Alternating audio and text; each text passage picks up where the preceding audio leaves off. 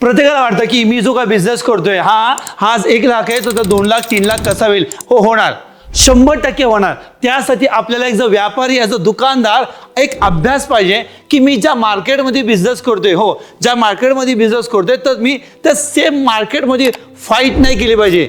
तेच मार्केट कारण ज्या मार्केटमध्ये व्यवसाय करताय त्यातले तर ग्राहक येतातच ना. पण असं काय, असं व्यापारी, असं दुकानदार, असं उद्योजक आपण नवीन मार्केट क्रिएट केलं पाहिजे. म्हणजे आपल्याकडे असणारे प्रोडक्ट, नवीन जे प्रोडक्ट आहे ते आज मी माझ्या दुकानात काय नवीन प्रोडक्ट आणू, नवीन USP प्रोडक्ट आणू जेणेकरून ते बी ग्राहक माझ्याकडे जास्त वाढतील आणि माझा बिझनेस जास्त वाढू शकतो. म्हणजेच आपल्या एरियामध्ये नवीन मार्केटची डिमांड तयार करा जेणेकरून ग्राहकांना वाटेल कारण हे मला या इथंच भेटतं. तर नवीन मार्केट तयार करा, जे आहे तिथे विकास, पण नवीन काय करू शकतो याचा थोडा विचार करा.